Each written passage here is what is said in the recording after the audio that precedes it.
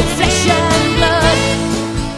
Welcome to Tell Me Your Story, New Paradigms for a New World. We are giving you choices and knowledge of those choices to help make your dreams come true. And today's program is, it's not a repeat program. It's a continuation. I love to have guests back to continue our conversation, and we're going to do that today with Judy Wilkins Smith and her book, Decoding Your Emotional Blueprint. It is a powerful guide to transformation through disentangling. Yep.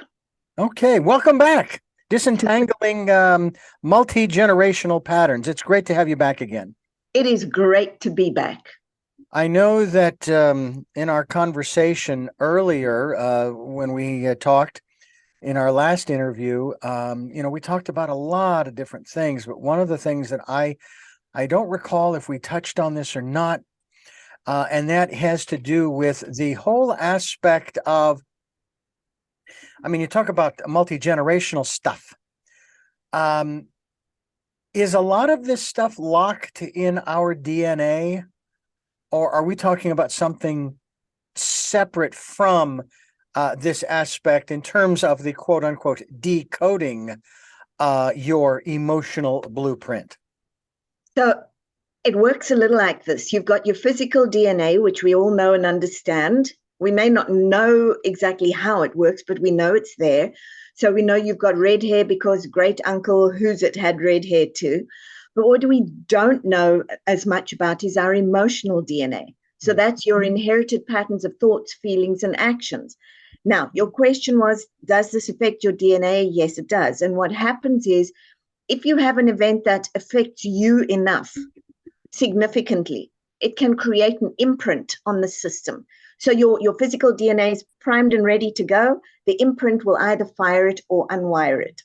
And so if you've got one of those significant events, you're setting things off, and it's going to affect your physical DNA too.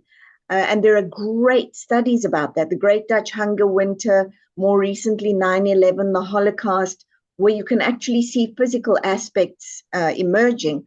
But even more importantly than that, what you see, Richard, is you see a whole lot of I can't, I don't, I struggle, I stress.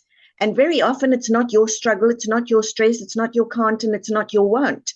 That started way back with your ancestors, and it's echoed down either through that, a significant effect, or at least event that they had, that then created that imprint, or you'll also hear it in things like what your parents say, what your grandparents say, what they do, how they feel about things like relationships, leadership, money, health.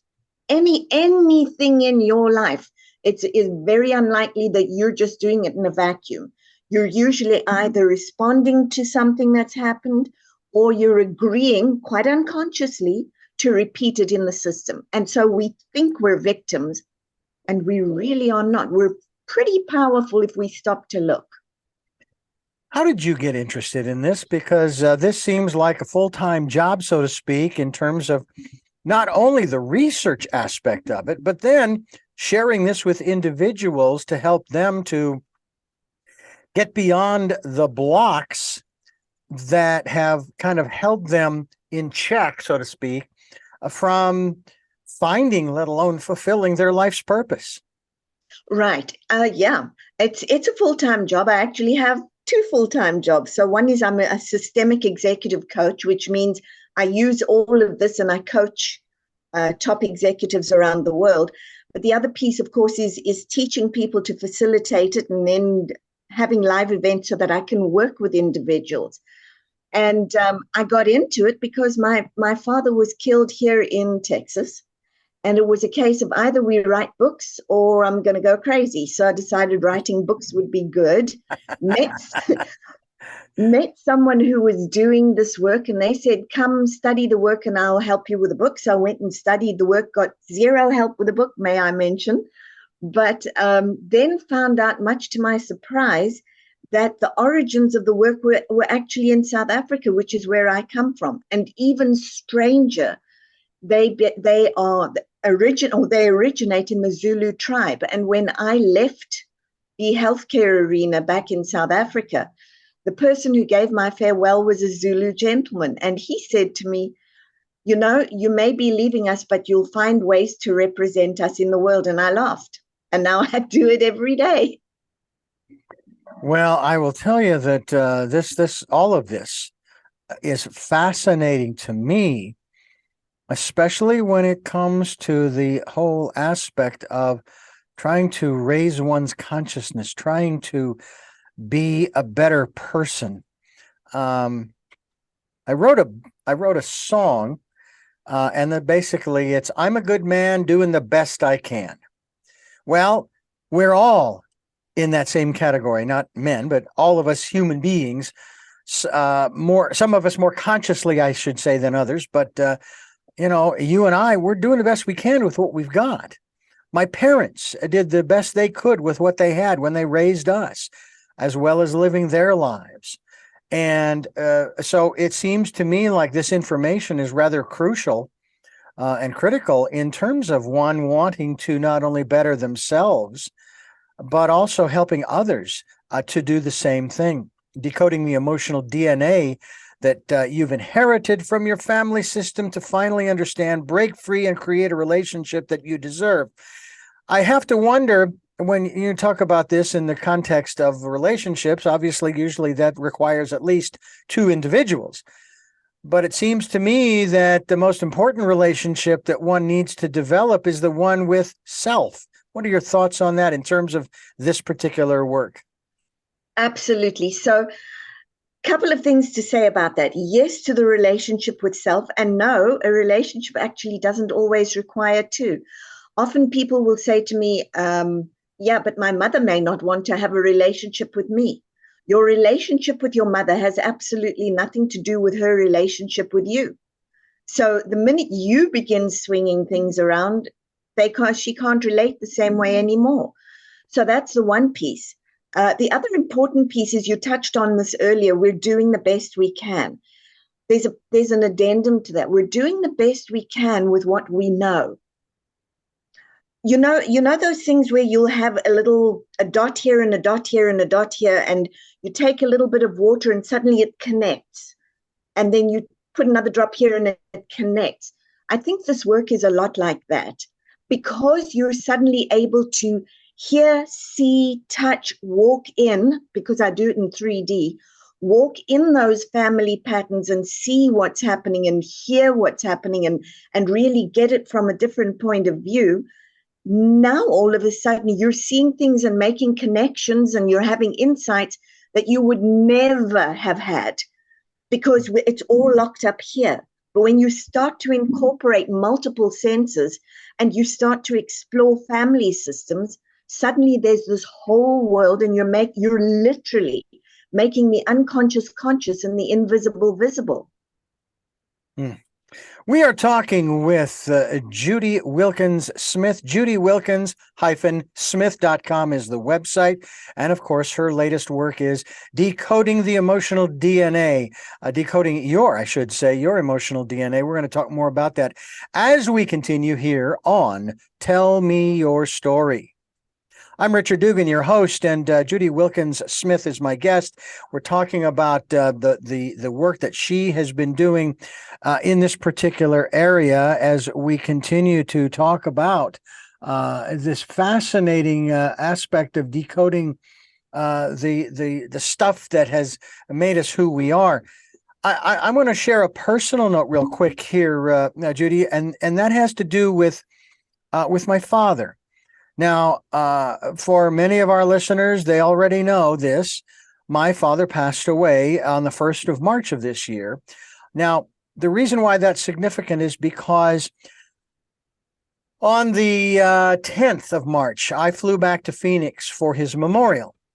And each one of us, in order of birth, ironically, maybe not so ironically, we each stood up in front of the crew, the crowd, the people that were there. And we shared about our experiences with our father.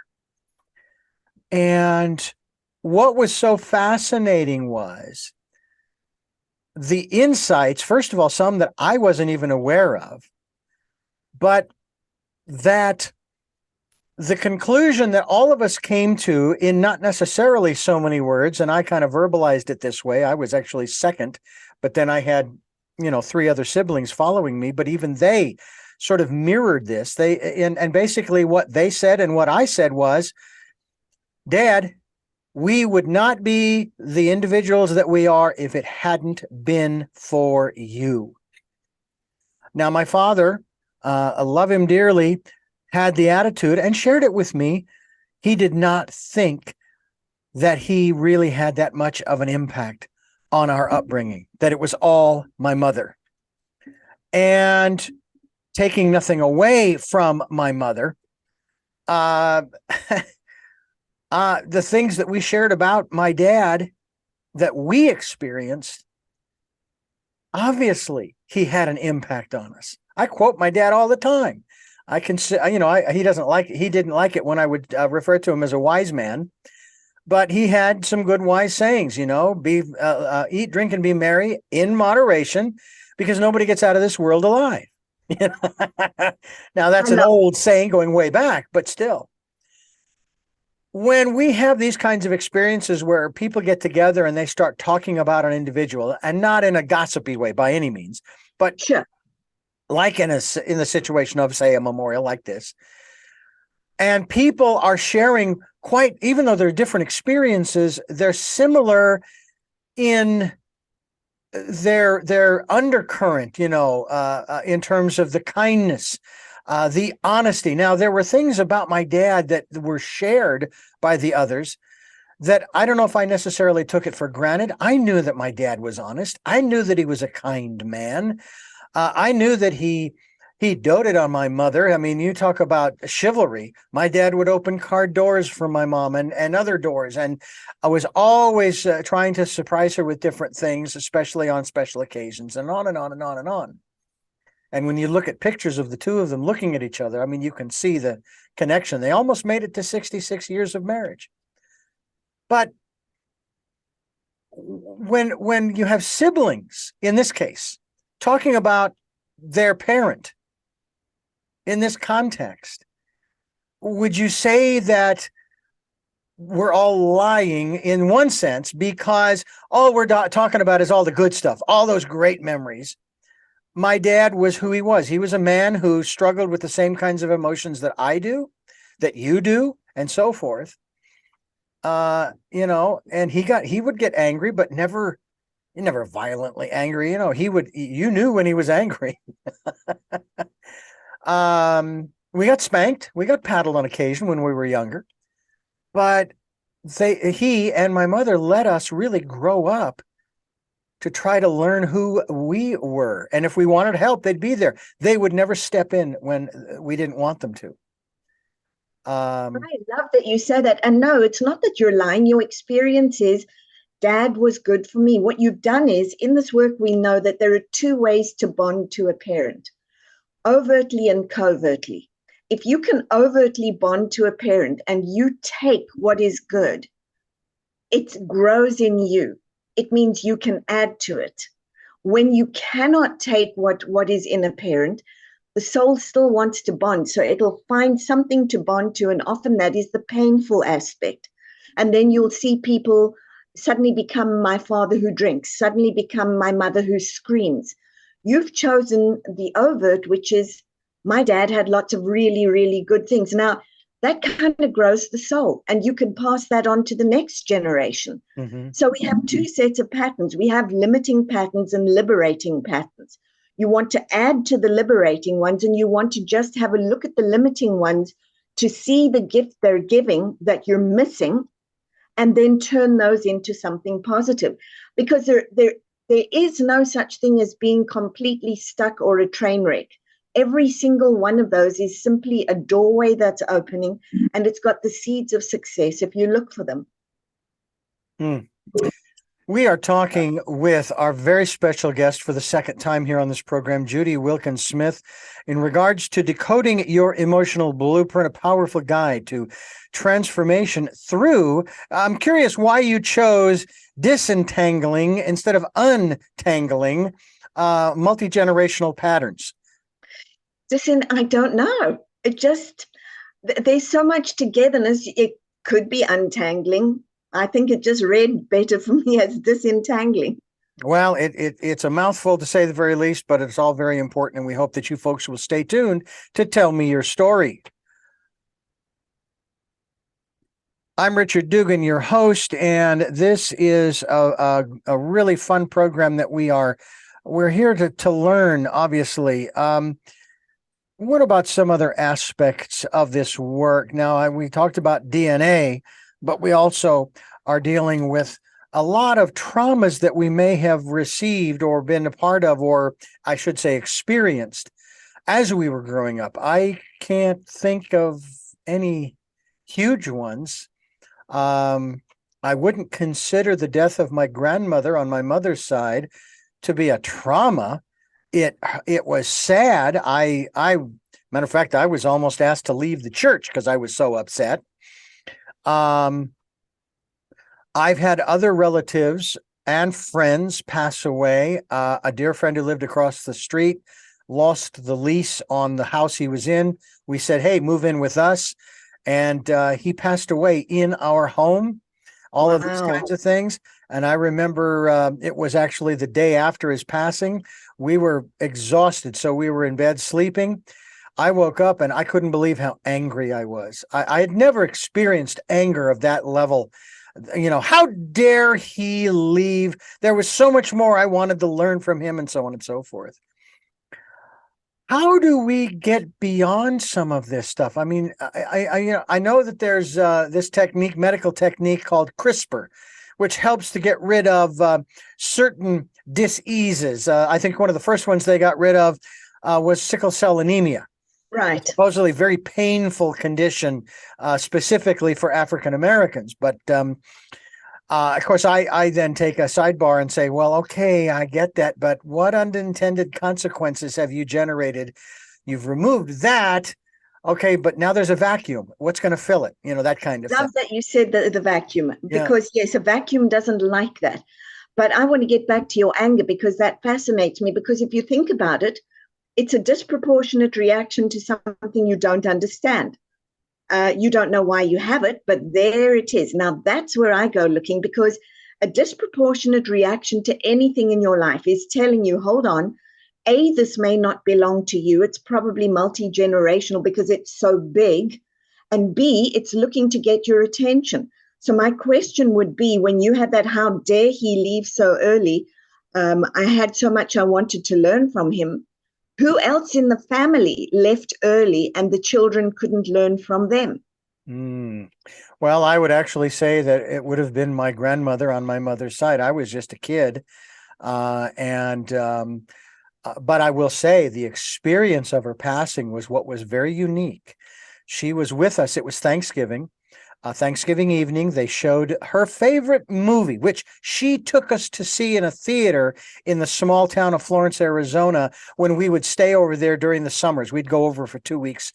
So there she was with us Thanksgiving evening. We're watching The Sound of Music on TV, just really enjoying it. Everybody went to bed. And according to my late sister, Jeanette, my grandmother got up, went to the bathroom, came back, laid down, and passed away, and passed.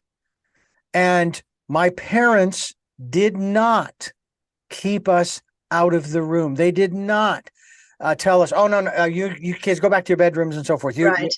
They allowed us, to a point, to be a part of that process. But I loved that woman. I even had a dream a few years later of her, and it was very brief. And I had this connection with her where she didn't say a word.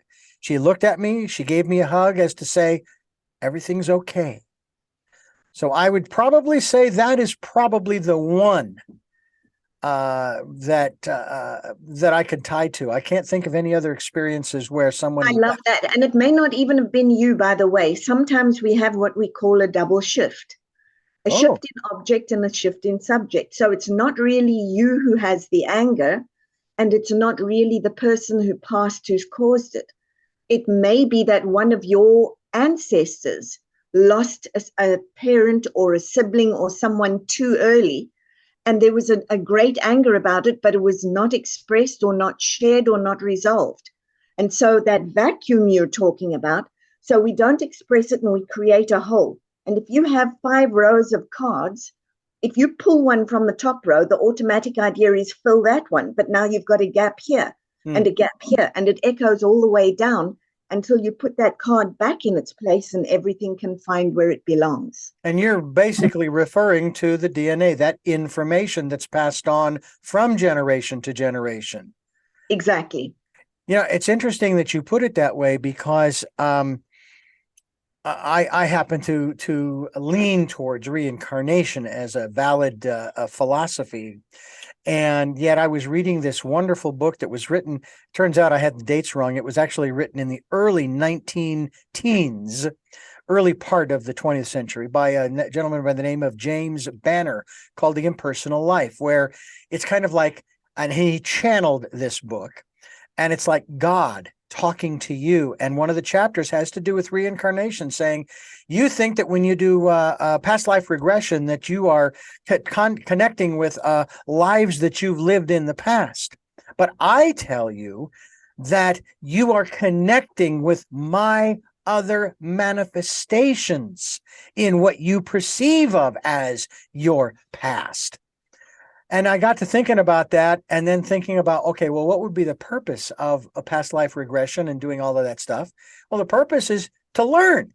So it doesn't make any difference whether it's, the impersonal life's perspective or you choose reincarnation. The lesson is still there. You can still learn. But you're talking, I think this is fascinating, about that strand, and I call it a strand of information, because I guess that's really what it is. Right. You have a technique, if you will. There's an element that I want to jump into here in reference to something that is part of this whole deal here.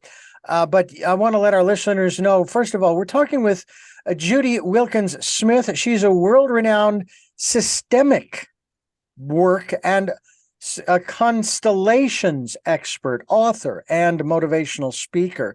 And we're going to talk more about this aspect of systemic work as we continue here on Tell Me Your Story. I'm Richard Dugan, your host, and I thank you so much for being with us, along with our very special guest today, Judy Wilkins Smith. And she has this very cool little book that I hope that you'll consider picking up, Decoding Your Emotional Blueprint. I want to ask about this systemic work and constellations. Let's take on systemic work first. What is that? Okay, so one thing before we hop onto that, because you were talking about reincarnation, so I want to touch that lightly. Okay. Because a way to think of it is this as well. The jury's out. We don't know if you reincarnate or not. But what does reincarnate are those patterns through generations. So that's one way to think of it. They keep on coming until they're resolved. So systemic work then is the study of you within a system. You didn't just get to be you in a vacuum. You know that. You had your parents, your grandparents, their parents, and all of that echoes down to you. You have bits of all of those. And whatever tweaked them in some way may tweak you. So that's systemic work. I do a lot of that work when I do executive coaching, because leaders also didn't happen in a vacuum. Who they are at home translates directly to how they are at work, either in reaction to or collusion with the family system. So that is systemic work. Now, in systemic work, we use an approach called constellations. And a constellation is a 3D picture of what's happening for you.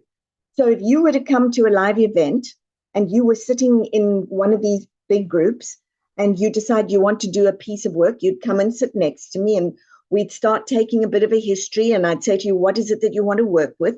And you would tell me what the issue is. And then you and I would identify the components of that issue. So maybe mom, dad, sister, brother, sibling, all the different siblings. And in reference to this specific issue, maybe it's relationships, maybe it's money, whichever one. And then I'd say to you, okay, I want you to place each one of those representatives that you've chosen in relationship to each other on the floor. In other words, you're going to stand them on the floor in spatial relationship to each other. Now what you've got, and this is where people go, oh, when they see it the first time, because now instead of you thinking about your family system, you're seeing it right in front of you.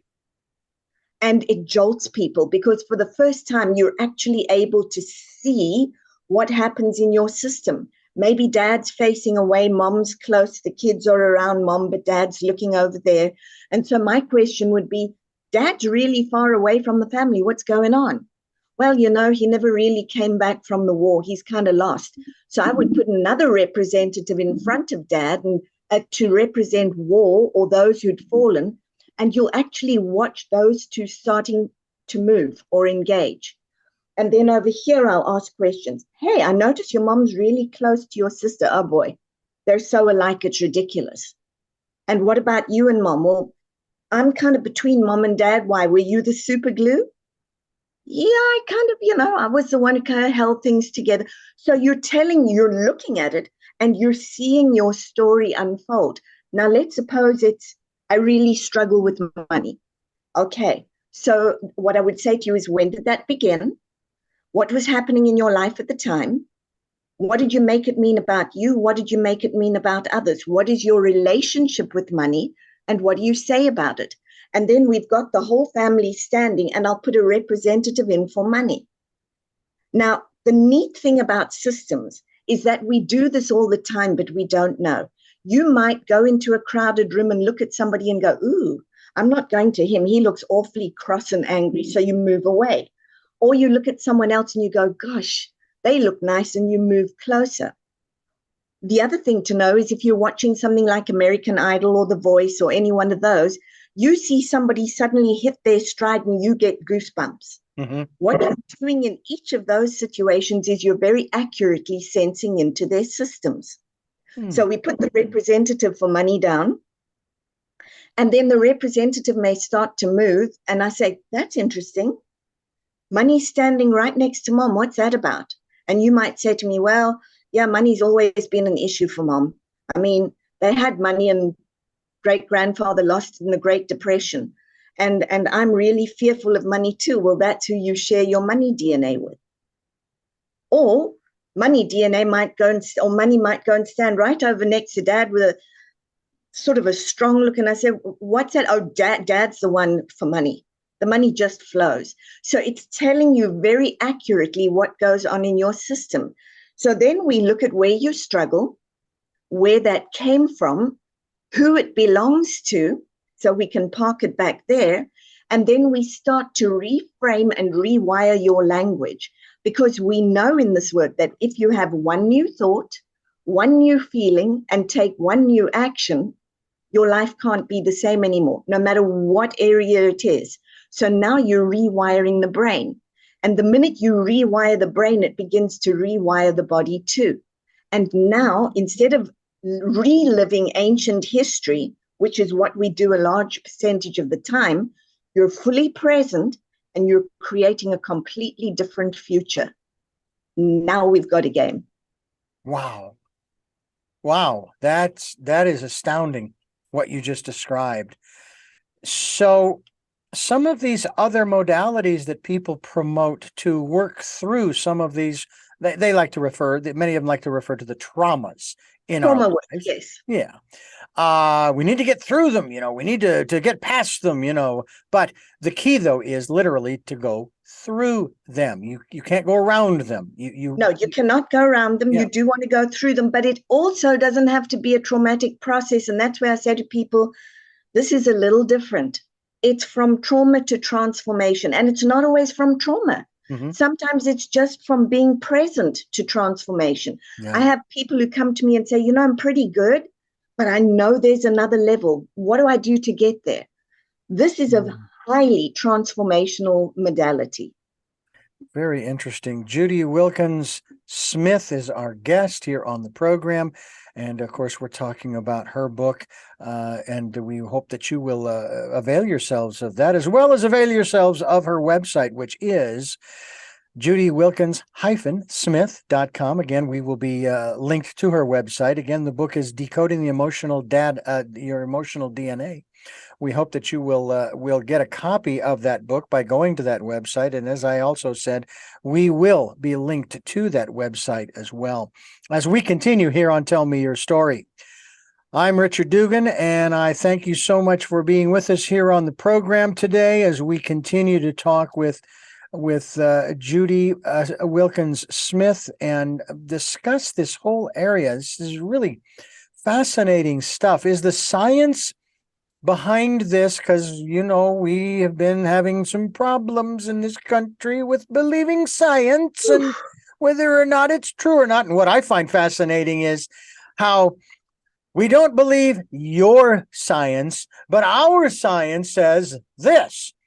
And I have to say that when I was working for the Christian radio station and they'd want to use science to validate their philosophy, I'd go, if you use science to validate your philosophy, it's no longer a philosophy of faith.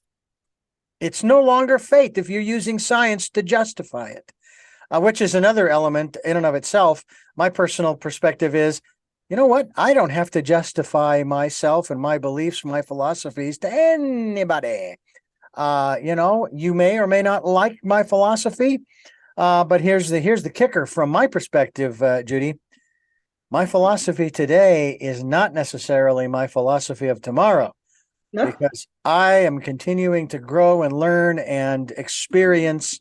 I'm still alive, and so there's so many other things to experience in this world. There are people who have experiences, Judy, that are not contained within the box that is that philosophy. And I would never take that away from them. If you had that experience and it doesn't match up with what's in the box, then go with what's going on with you. Don't let anybody tell you that's wrong, because that experience has already changed you. And if people start telling you no, well, then that's going to change you too, to shut down and not allow yourself, because the universe gave that experience to you for a reason. In terms of the systemic work and the constellation, so forth, is this is primarily a one-on-one thing, or is this something that groups of people, maybe even families, can kind of tap into and maybe get a greater insight into why they are the way they are, why the dynamics within the family relationships are what they are? Right. No, it isn't. It is a one-on-one if that's what you choose. And a lot of people will choose that. But it is also, I host a number of events. In fact, in November, I'm doing a Money DNA event at Disney World. And it's large groups of people. And then we do large group work, smaller group work, and individual. So it covers the span. I want to touch, though, you also had asked about the science behind it. Yes, you don't have to have the science to validate it. However, this ties in very closely to epigenetics and neuroscience. You absolutely, the minute you have the new thought, feeling, and action, you're completely rewiring the brain. And if you continue to do that, you will continue to evolve. I work one-on-one with executives, and then we use things like computer paper or different markers or representatives. It is fascinating, probably for the most fascinating, though, to watch in a big group setting where you see the representatives for the various ones starting to move or talk. People are blown away. It's so accurate and it's so transformational, because not only are they rewiring, but because they're using multiple senses, they're having an embodied experience. You know, those aha experiences in the moment. So, of course, we know that you can lay down a traumatic pathway in a split instant. Something terrible happens, it's there. Well, the same happens in a transformational moment, and people don't always know that. But in this work, if they come to a large event, they get to experience a number of them for themselves. We're talking with Judy Wilkins Smith, who is highly regarded organizational, individual, and family patterns expert, a systemic executive coach, trainer, facilitator, thought partner, and leadership conference and motivational speaker, and has 18 years plus of expertise in basically assisting high performance individuals, Fortune 500 executives, and legacy families to end limiting cycles and reframe challenges into lasting breakthrough and peak performance as we continue here on Tell Me Your Story. I'm Richard Dugan, your host, and we're talking with a very special guest, returning guest actually, who is sharing with us some very fascinating stuff in terms of this whole aspect of science. Judy Wilkins Smith.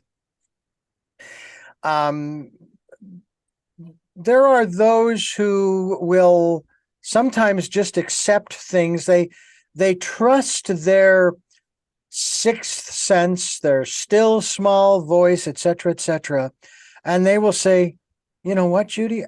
Yeah, I've always believed what you're talking about. I didn't have those words, systemic work and constellations and decoding the emotional DNA and so on and so forth. But I've always believed that, et cetera, et cetera." Everything we've talked about thus far in the program, for example. Is there, obviously in the DNA, there is a connection to ancestors on the physical, the mental and emotional. What about on the spiritual level? Is that also, as far as you are aware, is that something that is tied in here at all that you've been able to find? If we're looking, so I'm not too sure whether you mean religious or spiritual, but certainly, spiritual, not religious, spiritual. Say more about what you mean with that. Someone who has learned, in spite of what religion has told them, has trusted that gut, that inner voice that has been guiding them. I've been training myself not just to listen to, but follow the promptings, because 9 times out of 10 gets me out of some pretty squeamish situations, that kind of thing. But is that something that is also passed down through the DNA? Absolutely, yeah, okay. Absolutely. And what you're also touching on is somewhere one of the ancestors has learned that for much of our lives we sit in this part of the brain, reactive brain. Mm-hmm. We're not here, which is creative brain. But if you open, and it's not about having a closed mind, by the way, it begins with the heart. The minute you get a fright, your heart closes and you go, "Don't do that again." And your brain goes, "Uh-oh," and goes into survival, and your gut tightens. When your heart opens, the brain goes, "Oh, he's awake. Let's go looking." And it starts to imagine, and your gut settles. So when your head-heart-gut connection is aligned, that's when you have these amazing, incredible things happen, because nothing is arguing. And do we have that going back? Absolutely. And if we could get into that state of alignment, do we pass that on to those who come after us? Absolutely. And it happens in the ways that we are and in the things that we say, in just the way that people perceive us, because the energy, of course, is going to change with that. Mm. So, yes, that is also absolutely passed on. Mm. Well, it makes sense. I mean, to be honest with you, it just does. That we inherit a whole lot more than we used to think. Usually, it was just the physical and maybe mental and emotional aspects. As you sort of alluded to at the beginning of the program about. Yeah, this is kind of genealogy 3.0. So genealogy 1.0 is where you belong. Genealogy 2.0 is what are all of the events and things that happened that have caused you to know where you belong. And genealogy 3.0 is, okay, so I've got all of this. It's a great big treasure trove. What do I do with it? Interesting. Well, and that's really kind of the bottom line from my perspective is, we're being given all of these tools to better understand who we are as individuals, why we are. Although I personally am of the perspective to give up the need to know why It just is the way that it is. Why is the sky blue? And I know little kids are going to ask all these different questions. Why? And there's nothing wrong with asking those questions. But one of the things that I've learned as an adult is it really doesn't matter why. It is the way that it is. As the universe unfolds, as the universe moves, and the cells in our body move. Why do our cells move? Why? They just do. This is just the way that it is. I think but our brains seem to want to have that information as to why. It's like somehow that helps us to better comprehend. I think it gives us sort of a ground zero. Yeah. I think that's good. But I think the question beyond why is how. How can I use this? Yeah. How can I use this? What can I do with it? How do I move? How do I grow? Yeah. Yeah, that's key. I honestly do believe, as you're saying, that is really key. How do I use it, and how can I use it to grow? There's always room for improvement. I still believe that Yes. you and I are perfect as we are right now, this instant. However, there is always room for improvement. There's nothing. I love that you said that. I love that you said that, because people come to me and say, I want to be healed. And I tell them, you're not broken. You never were broken. Yeah. Be very clear. What you're doing is you're evolving. Yeah. That's all. Yeah. You're evolving. You're not broken. Do you find people who come to you and they're stuck in victimhood? I know that seems to be a real big deal right now, with it's somebody else's fault. Yes. I personally, I am where I am today because of not only all of the choices that I have made up to this point. That's why you and I are talking, because, and it seems kind of weird. Yeah, choices that I made back 5, 10, 15, 20, 25, 30 years ago have brought me right here with you. Right. Okay. You'll have to do a heck of a lot of backtracking to find that, but you'll find it. But then there are others who, and unfortunately within the Christian community, when I was working for the Christian station in the 80s and early 90s, if good things happened, it was God. If bad things happened, it was the devil. And I'm thinking, wait a minute, where's your responsibility for your actions? Could not agree more. Yeah. Could not agree more. Victimhood is something, it's one of those things. It's like fast food. It may taste nice at the time, but eventually it doesn't do you much good. Yeah. You're not going to get anywhere. And we're even worse than that. Not only do we think we're victims, but now we think that because our parents or grandparents or great-grandparents may have been victimized, now we should get compensation for that, or we should be sad about that, or we're traumatized by that. That's not what this is about. What this is about is all of that happened so that you could make a choice to evolve it differently. And if you're not doing your due diligence or your job. Your job is to evolve. It's to be happy. It's to grow things. It is not to be a victim. We're all going to get into that place at some point where you feel like a victim. That's fine. It's what you do with that. Somebody said to me, suffering is sacred. And I said, no, if you stew in it, it's stupid. It means we're not looking. You want to look at why are you feeling like that? Whose feelings might you be carrying? And what are those feelings asking to become? That's our adventure. Being a victim, not our adventure. Having to fight, that's another word I wish we would drop. Having to fight for something. You don't have to fight for something. You have to want it, you have to reach for it, and you have to do the work. And when we do that, Richard, the most exciting thing is when you actually do go on that adventure and you give up being a victim, there is an incredible world on the other end of that. And you get to say, hey, God, guides, creator, whatever you want to call it, we did it. But if you stay a victim, not so much.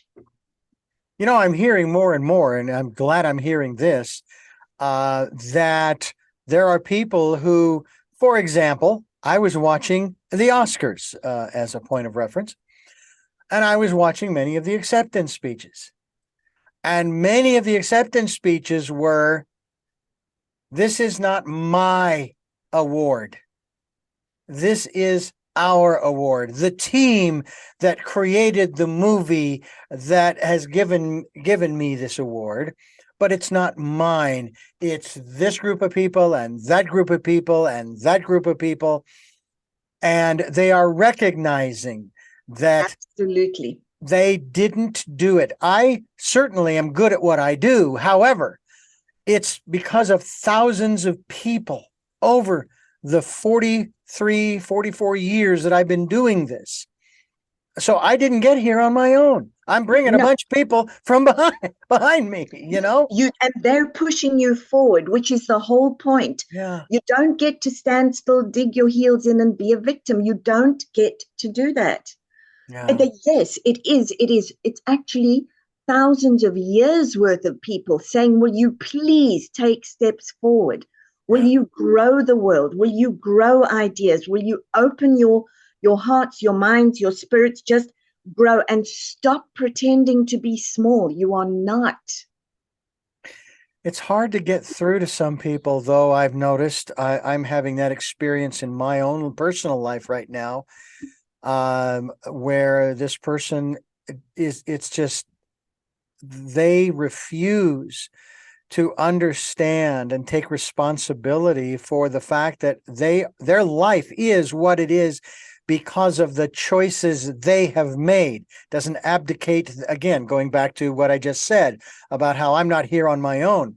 That is true. I am not here on my own. However, it is also the choices that I made along the way that have placed me here. Yes. And I'm not a victim. I am responsible. There are times when I don't like it that I'm responsible, but that's tough because it is my responsibility, not somebody else's. Right. And the person you're working with, though, may have an unconscious loyalty to someone who came before them. Mm-hmm. And that is very hard to shake until they're ready to look at that. Because let's say dad struggled with money. Let's go to money. Or dad struggled with relationships, couldn't stay married, just struggled with relationships. There is often an unconscious loyalty that comes to the child that says, my dear dad, you suffered so that you don't have to suffer on your own. I will do the same. So you have that unconscious loyalty. And that's very difficult to dislodge. You don't want to dislodge it. You want to understand the unconscious loyalty and then make something else more attractive than that, because otherwise they'll keep getting sucked back into a systemic trance. Interesting. You know, and I think about that in terms of my father and the things that he and my mother did. And there was something else, too, that I found so fascinating about conversations with them. I share this quite often, that I actually interviewed them on this program, though it is not available yet. It is not available yet and probably won't be for a number of years until my mother passes, because she said, no, you cannot share this at this time. And I respect their, but It was back in 2015. And I have to say that the one thing that always struck me about, especially about my father, and maybe it was because of his attitude towards his feelings of being or not being involved in our upbringing, that he would consciously, with intent and with a great love, always tell each one of us 6 kids how proud he was or is of us. And I have to say that that makes all the difference in the world in terms of the things that even the foibles that, I mean, heck, I've been divorced once. I've made the commitment that I'm not going to do it again. You know, I'm doing everything I can to make the relationship I'm in work. Number 2, that is. Right. And if it were to go down in flames, I'm done. Okay. I'm not going to do it again. I refuse, because first of all, it takes a lot of energy, takes a lot of effort. And I watched my parents over the early years, you know, the first, say 15, 20, 25 years of their marriage, as they were raising us. Now, I don't remember them ever arguing. That's not to say that they didn't. They just didn't do it in front of us. Right. I remember how creative they were. As a matter of fact, apparently my mother is the one that designed this set of tables that my father built. These 2 tables, they're square, and Wow. we would clamp those tables together so that the 8 of us could sit around that table and have dinner. And then we take them apart and move them into different parts of the dining room, for different things. And I mean, they just worked so well together in that regard. And it was what a great example. And I have to wonder, not only did I get all of that in the DNA that I carry, but then it was reinforced by the examples that I saw and experienced. Right. That is something that we should talk about as well, because it is possible, as you have already stated, to rewrite that, or you use the word decode, but then rewrite that DNA, that information code. Absolutely. Yes. That's your one new thought, one new feeling, one new action, because the system wants to evolve. So if mom and dad gave you the pride, gave you the joy, gave you all of that, what is the piece that you add to that? How do you look at it and go, okay, and I could do this? So it's adding your own pieces all the time. It's expanding the joy, expanding the pride in others, really developing that as a skill set. And then if you go back and look, you'll find that there are some things that dad did that you go, yeah, or that mom did, and you go, no. And those are the other ones that you rewrite. And again, they've given you a gift, because even in the I'm not doing it your way, you still have your parents to thank. Yeah. And boy, I tell you what, I do on a regular basis thank them for everything that they have given me, not just my life, which is certainly significant therein, but again, all of the lessons that they have taught me. And some of them were hard learned. Matter of fact, the one that comes to mind was we were visiting Sedona. I don't know if you've ever been there or not. Not yet. They have this one church. It's called the Church in the Rock, literally built into the rock. And there's this wall that gradually works its way up, and you can actually step onto the wall and then walk up, and you go up higher and higher and higher as far as in terms of where the ground is, where everybody else is walking. And I walked up on that wall. And of course, one of my parents, I can't remember which one, said, Richard, you need to come down or you're going to fall. Guess what? I fell, landed face down in the dirt. And the only injury was that it knocked the wind out of me. Didn't actually scare me, although knocking the wind out, there was a little perturbing. I couldn't catch my breath. And I have to wonder if there wasn't a little hocus pocus going on. Richard, you're going to fall. And I fell. What did you say? Okay, you know best. Here we go. That's right. I'll fall. Okay, I'm going to fall. Yeah. Well, but that's one of those lessons. That's one of those lessons that you learn. But it is. Think about when your parent says to you, well, they didn't, but a parent says to a child, you're always going to be hopeless at math. Okay. Or you know what? You're going to be brilliant at. Got it.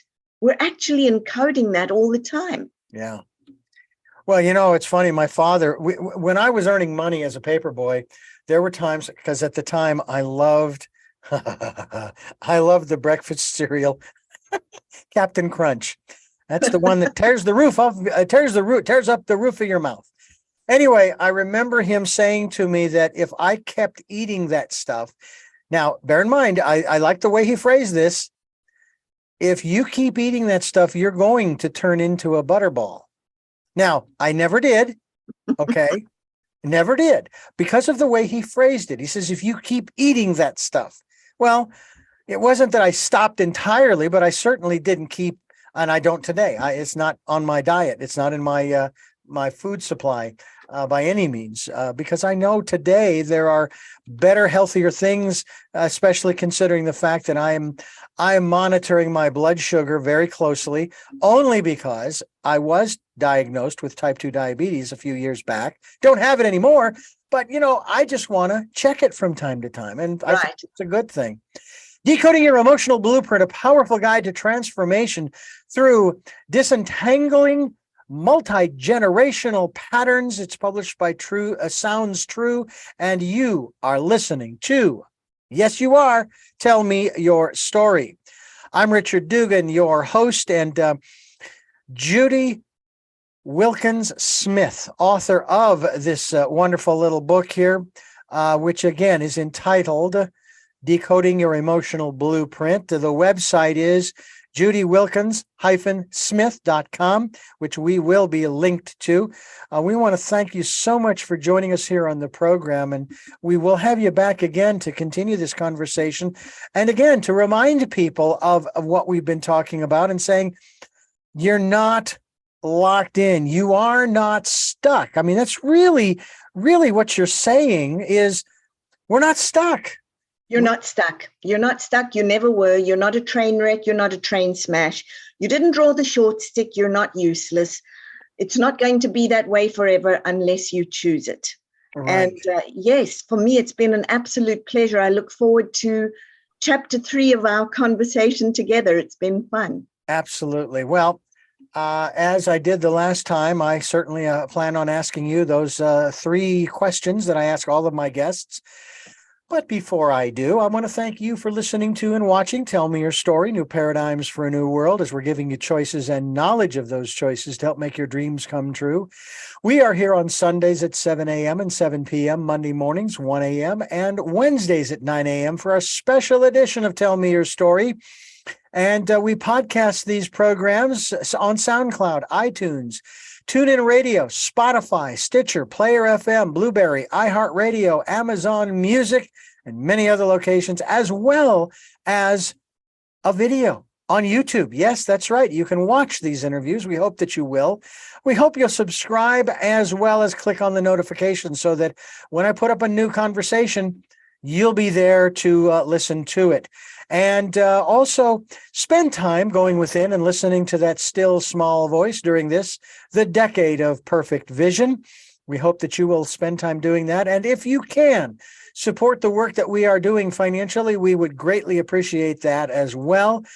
We have a PayPal account. It is there for your security as well as ours. And for those, and I want to share my thanks to those who have helped and to those who will help. Thank you. Thank you. Thank you. With that, we move to our 3 questions. And the first of 3 is, who is Judy Wilkins Smith? Judy Wilkins Smith is an incurable optimist, very, very sure that the world is evolving, not devolving. We're evolving. I am a mother. I am a mother of furry friends as well.